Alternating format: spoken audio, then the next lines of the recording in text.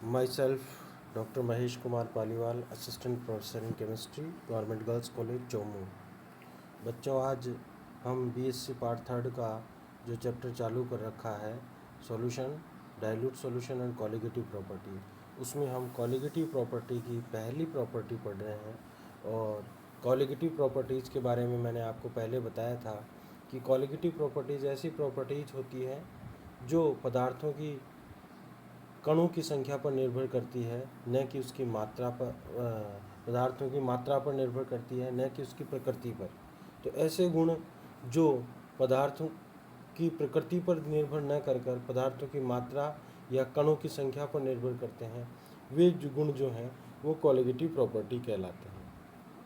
उसमें मैंने आपको प्राशरण दाब, क्वथनांक में उन्नय, हिमांक में अवनमन आदि विलायकों के ऐसे गुण बताए थे जो पदार्थों के विलय के कणों की संख्या पर या विलयन में विलय के कणों की संख्या पर निर्भर करते हैं, जिसका हमने ग्लूकोज, यूरिया, शुगर, NaCl और बेरियम नाइट्रेट, एसिटिक एसिड और कई एग्जाम्पल लेके मैं हमने डिस्कस किया था।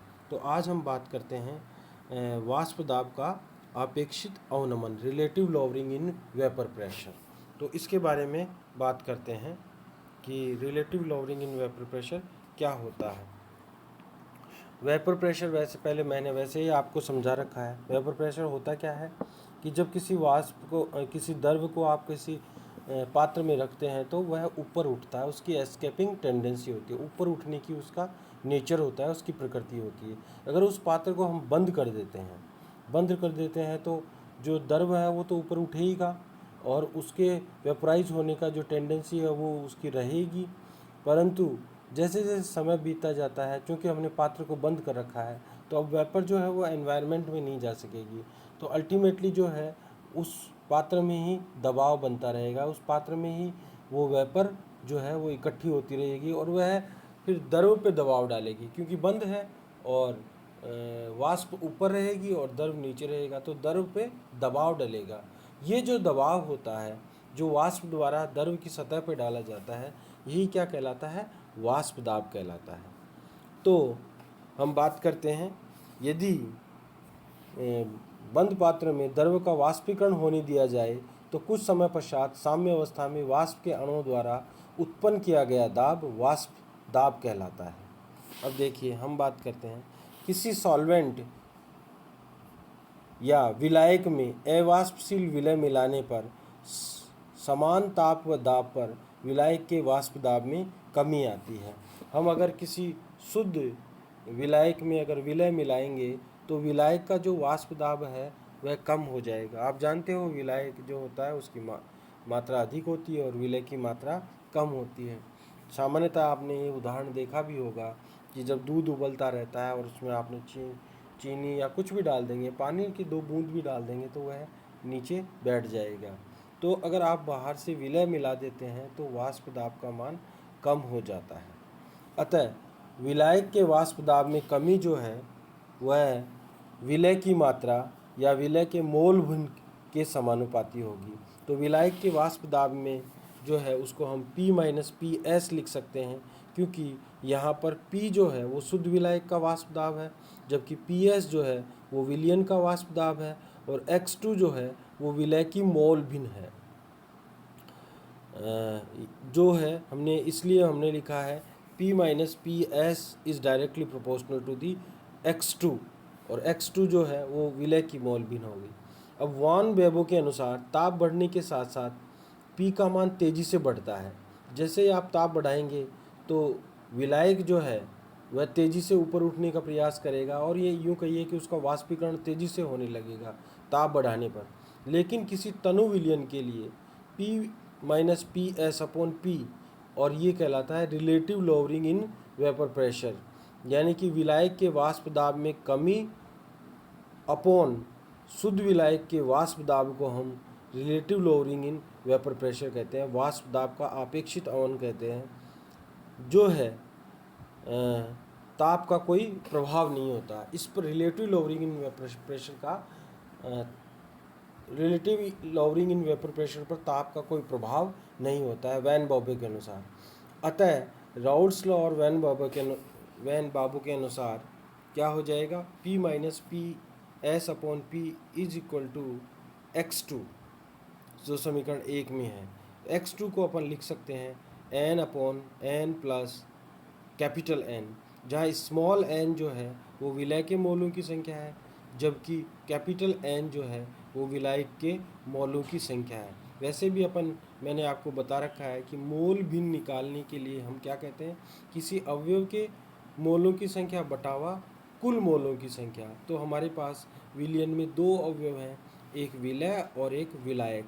हम विलय के मोल भिन्न चाहते हैं तो हमने लिख दिया स्मॉल n जो कि विलय के मोल भिन्न है upon n small plus capital N।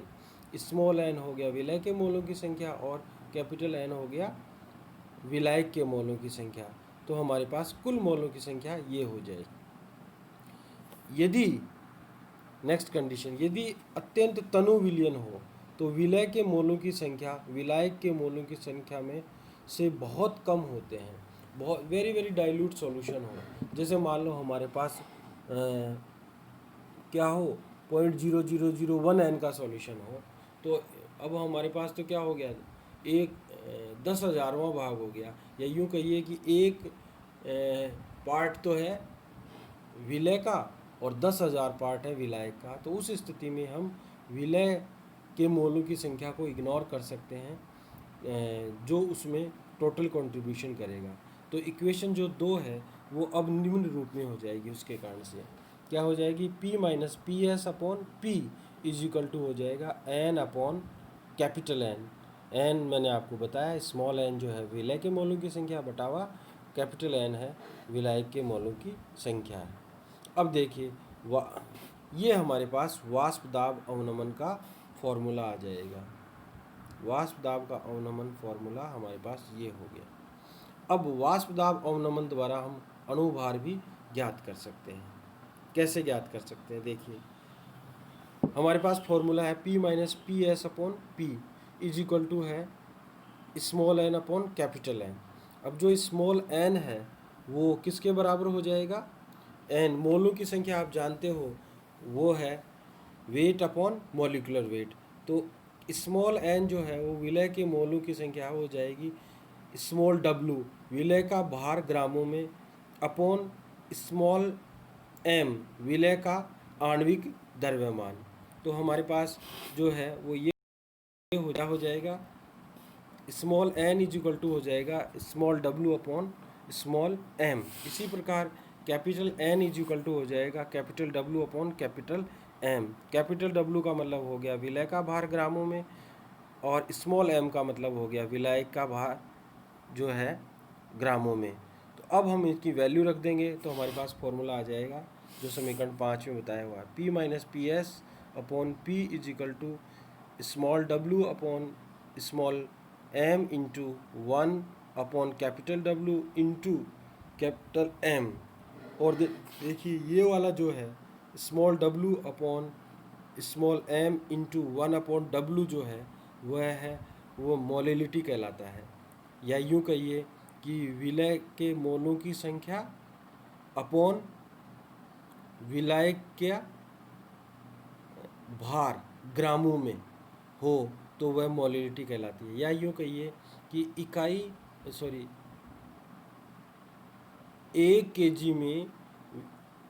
एक केजी विलायक में घुले हुए विलय के मोलों की संख्या मोलिलिटी कहलाती है, जो कि ये बात प्रूव करती है।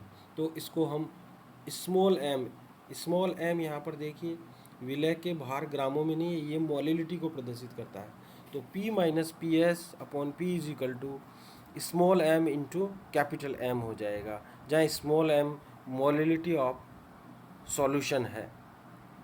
ठीक है, तो हमारे पास फॉर्मूला आ जाएगा relative lowering in vapour pressure is directly is equal to molality of solution into molecular weight of solvent. ये हमारे पास relative lowering in vapour pressure आ जाएगा। अब relative lowering in vapour pressure को निकालने की 2 मेथड्स हैं, एक स्टैटिक मेथड है और एक डायनेमिक मेथड है, गतिक मेथड है। तो हम सबसे पहले वाष्प दाब अवनमन निर्धारण के लिए जो स्टैटिक मेथड है उसकी बात करते हैं, और वह कहलाता है मैनोमेट्री मेथड। मैनोमेट्री मेथड में क्या होता है, हम दो बल्ब लेते हैं जिसमें एक में सॉल्यूशन भरा होता है और एक सॉल्वेंट भरा होता है। इसको यू ट्यूब की नली से जोड़ देते हैं और ये ऊपर से दो टोंटियों से S1 और S2 से जोड़ देते हैं और उसके साथ एक पंप लगा देते हैं इसको वैक्यूम करने के लिए। पहले हम इसको वैक्यूम कर लेते हैं, फिर सॉल्यूशन जो बल्ब बी है उसमें सॉल्यूशन भर लेते हैं और बल्ब ए में सॉल्वेंट भर लेते हैं। और जो यू ट्यूब की नली है उसमें मैनोमीटर पारे की जगह कम घनत्व वाला अवाष्पशील द्रव जैसे एन बुटाइल थैलेट या बीटा ब्रोमो नेफ्थलीन और एपेजीन ऑयल एटसेट्रा इसमें भर लेते हैं। उपकरण को अपन ताप स्थापी पे रखते हैं और उपकरण को वायुरोधी रहना चाहिए। अब क्या होता है, जब दोनों ये बल्ब को इनको स्टैटिक रख देते हैं तो चूँकि सॉल्यूशन जो होता है उसमें सॉल्वेंट का जो है वेपोराइजेशन ज़्यादा होता है और सॉल्यूशन का कम होता है, तो सॉल्वेंट की तरफ से सॉल्यूशन यानी बल्ब ए से बल्ब बी की तरफ जो है वो वेपोराइजेशन होगा, या यूँ कहिए कि दोनों के दोनों जो हैं वो लिक्विड्स हैं वो ऊपर उठने की टेंडेंसी होगी। सॉल्वेंट वाले का ऊपर उठने की टेंडेंसी ज़्यादा होगी, तो इधर जो दाब होगा वो ज़्यादा होगा और जो सॉल्यूशन की तरफ जो है वो दाब कम होगा। तो द्रव जो है साम्य अवस्था पर दोनों नलियों के द्रव के तलों का जो अंतर है, ये जो अंतर दिखाया गया है ये वाला, ये है दोनों नलों साम्य अवस्था पर दोनों नलियों में द्रव के तलों का अंतर जो है वो वाष्प दाब में अवनमन के बराबर होगा। इस प्रकार से अपन क्या करते हैं, मैनोमेट्री विधि द्वारा या स्टैटिक विधि द्वारा वाष्प दाब अवनमन ज्ञात कर सकते हैं। दूसरा है ओस्टवाल्ड विधि, ओस्टवाल्ड तथा वॉकर की गतिक विधि। इसमें क्या होता है, इसमें हम किसी चीज़ को मूव करते हैं, मतलब उसका मोशन करते हैं, इसीलिए इसको गतिक विधि कहते हैं। तो इसमें या तो वायु की धारा प्रवाहित की जाती है या द्रव को गर्म किया जाता है। तो देखिए ऐसा उपकरण लेते हैं हम चार जो है वो ग्लास बल्ब लेते हैं और उनको आपस में यू ट्यूब से जोड़ देते हैं। जो है एक जो है वो है ग्रुप ए लेते हैं दो बल्बों का, और ग्रुप बल्ब का जो ग्रुप बी है वो दो बल्बों का एक लेते हैं। तो जो ग्रुप ए है उसमें सॉल्यूशन भरते हैं और बल्ब बी है उसमें सॉल्वेंट भरते हैं, ठीक है। और ये ग्लास के होते हैं, तो पहले को दूसरे से जोड़ते हैं, दूसरे को तीसरे से, तीसरे को चौथे से। अब हम इसमें प्योर ड्राई एयर डालेंगे। प्योर एयर ड्राई जैसे ही एयर डालेंगे तो इसमें जो है लिक्विड जो भरा हुआ है या ग्रुप ए में जो सॉल्यूशन भरा हुआ है और बल्ब ग्रुप बी में जो है सॉल्वेंट भरा हुआ है उसका वेपोराइजेशन होगा।